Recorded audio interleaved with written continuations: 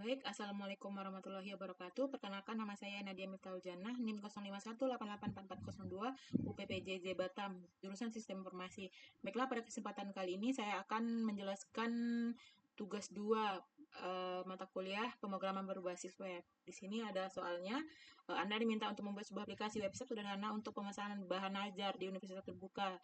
Pada tugas praktik kedua ini, mahasiswa berfokus untuk membuat aplikasi website berbasis Vue.js sebagai framework yang digunakan sepanjang pengerjaan tugas 2, sehingga data-data yang dibutuhkan tidak dibaca melalui database, tapi melalui JS file sebagai dummy data yang dilampirkan bersama dengan tugas praktik 2 ini. Buatlah 2 halaman website yang perlu dikembangkan sebagai berikut. Yang pertama, halaman stok bahan ajar. Oke, di sini saya akan menggunakan aplikasi VS Code. Pertama kita masuk aja, dan sebelumnya saya sudah membuat filenya terlebih dahulu. Ada di sini judulnya web, ada CSS, ada JS, ada di sini. Di sini kita coba untuk login terlebih dahulu.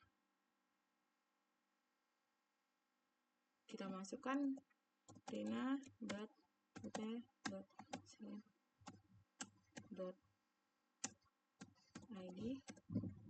rina 1. Oke, berhasil. Di sini halaman ini menampilkan daftar stok bahan ajar untuk seluruh daerah. Silakan bebas menggunakan tabel list bentuk lainnya, menampilkan list data jumlah banyak yang memiliki data-data file. Teman-teman juga perlu menampilkan stok bahan ajar yang terdiri dari kolom sebagai berikut, yaitu kode mata kuliah. Langsung aja kita ke ini informasi bahan ajar. Di sini diminta kode, judul, kategori, ada kode, judul, kategori, UPPJ, lokasi rak, quantity, safety, dan catatan. Ada lokasi rak, harga, jumlah, status, catatan. Oke. Di codingan kita juga bisa lihat di stok aplikasi, stok APJS. Di sini ada data untuk tambahan stok, ada kode, judul, kategori, PPJ, lokasi rak, harga, stok, catatan HTML. Oke. Yang selanjutnya terdapat fitur untuk mengedit stok data bahan ajar. Di sini kita bisa mengedit, ditambahkan di sini.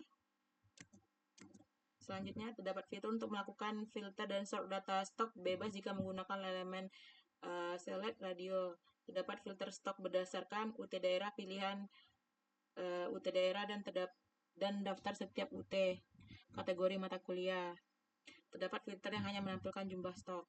Oke, saya akan menjelaskan sedikit. Di sini ada kode, judul, kategori, UPBJ, lokasi rak, jumlah, harga, status, catatan aksi. Baik, di sini juga terdapat menu, ada filternya, ada pilihan UPBJ, semua kategori, urutan berdasarkan.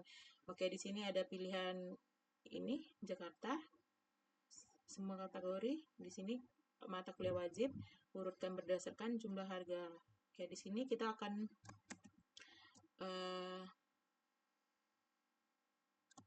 mencoba menambahkan data bahan ajar. Kode enzim 440 4202, judul, struktur data, pilihan mata kuliah wajib, semua kategori kita coba Jakarta, lokasi raknya UT22, harga kita buat 80.000, jumlahnya 9, catatan edisi 2025. Oke, dia berhasil ditambahkan. Kita riset lagi, disinilah semuanya. Berarti di sini juga status ini aman menipis, dan jumlah ini, jika jumlah ini dia lebih dari 10, maka statusnya aman. Tapi kalau jumlahnya kurang dari 10, maka di sini akan statusnya menipis. Tadi saya juga sudah menambahkan struktur data, jumlahnya 9 dan menipis. Coba saya edit lagi, kita coba kasih 13, apakah dia akan berubah? Ya, dia akan berubah, maka jadi statusnya aman. Oke, di sini juga terdapat filter tambahkan stok menipis atau kosong. Kalau kita klik ini, maka di sini akan tertera stok yang menipis. Di sini kita akan mencoba pilih kategori, misalkan Surabaya, maka di sini akan terdapat UPPJ Surabaya. Oke, di sini juga kita akan menambahkan, coba urutkan berdasarkan judul. Judul ini berarti berdasarkan ini dia akan diurutkan berdasarkan abjad. Oke, kalau berjumlah, jumlah ini dari jumlah dia akan diurutkan dari yang terkecil sampai yang terbesar. Kalau berdasarkan harga, di sini harga dari harga yang terkecil sampai juga yang terbesar. Oke, di sini kita mendapatkan data bahan ajar ini dari itu e-learning sendiri, dari UT sendiri di sini. Inilah kode-kode mata kuliahnya. Oke. Terdapat filter untuk menentukan jumlah stok dan kuantiti, udah. Terdapat filter sort yang mengurutkan berdasarkan judul, stok dan harga, udah tadi. Terdapat fitur dapat di setel ulang atau reset. Ini kita bisa ngerisetnya, karena tadi kita coba mengurutkan dari yang jumlah, tapi kita riset lagi dia akan kembali seperti awal.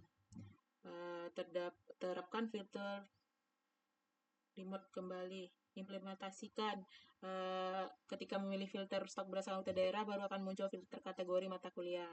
Setelah itu, menampilkan status dari stok bahan ajar, memberikan status aman dengan menggunakan simbol yang memberikan tanda yang memberikan kesan aman, ataupun teks berwarna hijau apabila stok atau safety stock. Memberikan status menipis dengan menggunakan simbol yang memberikan kesan keduanya warning, ataupun teks berwarna oranye apabila stoknya kurang dari safety stock. Memberikan status kosong dengan menggunakan simbol yang memberikan kesan adanya bahaya, ataupun teks berwarna merah. Oke, di sini kalau dia aman berarti dia teksnya berwarna hijau. Oke.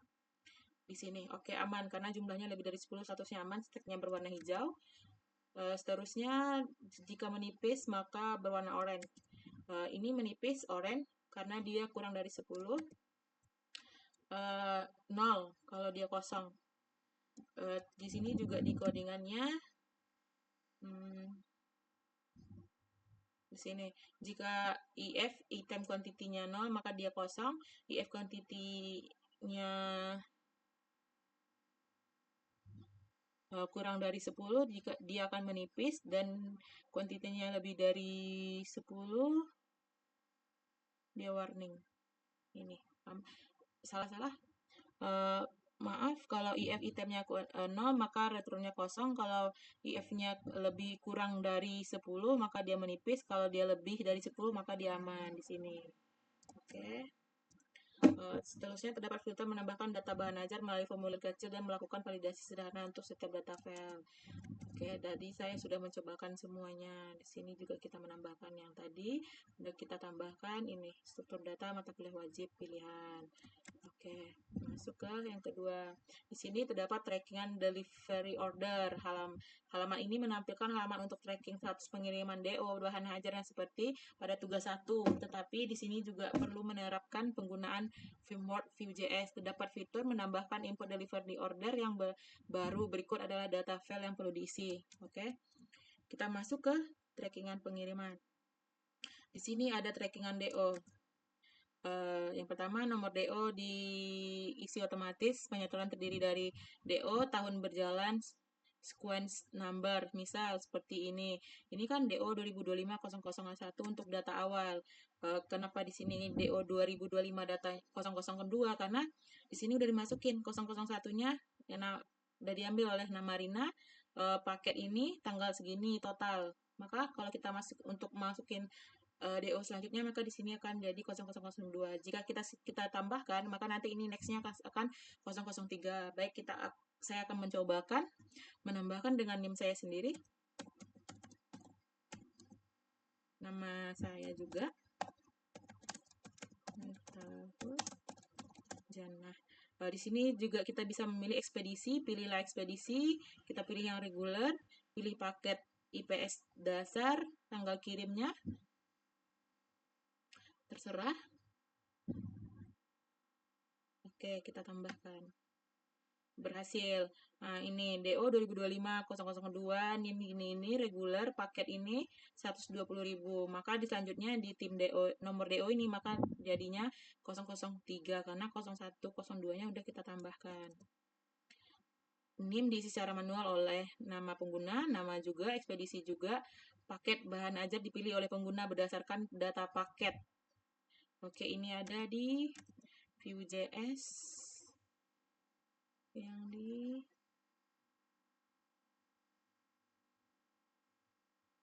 data bahan ajar. Di sini kode paketnya 001 udah dengan nama diisi dengan nama Rina. Yang keduanya juga kita isi dengan nama kita, paket IPA dasar. Kita milihnya. Oke. Kita coba ulang lagi. Ini 051884402. Nama Nadia Miftahul Jannah. Di sini kita pilih ekspedisinya berdasarkan ini.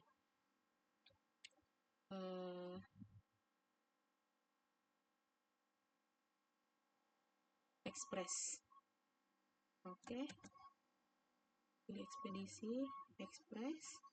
Pilih paket, karena di sini kita yang kode nomor 2, IPA dasar. Tanggal kirimnya tidak ada.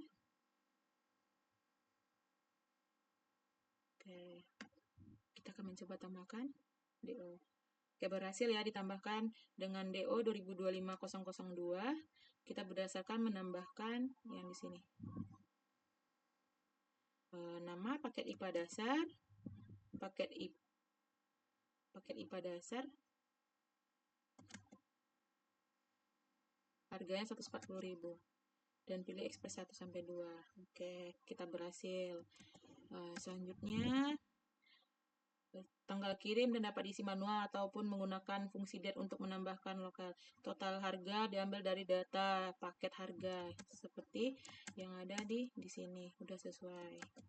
Setelah itu struktur proyek Vue.js ini, tugas praktik ini disarankan adalah sebagai tugas 2, tetapi saya sendiri buatnya hanya buat namanya web.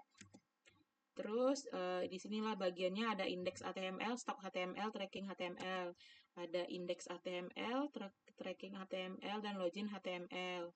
Dan seterusnya ada CSS, style CSS, ada JS-nya stok aplikasi JS, stok aplikasi JS, ada tracking aplikasi, data bahan ajar. Ini data yang dikasih oleh e-learning UT sendiri, ada di sini data bahan ajar. Oke. Untuk memudahkan kita mengerjakan tugas 2 ini, kita melampirkan filenya. Oke. Hanya itu yang dapat saya sampaikan di tugas 2 ini melalui video. Saya mohon untuk koreksinya kepada Bapak atau Ibu dosen agar saya bisa berganti untuk pelajaran kedepannya, salahnya di mana, mohon koreksinya. Dan saya sudahi, terlebih terkurangnya saya mohon maaf. Assalamualaikum warahmatullahi wabarakatuh.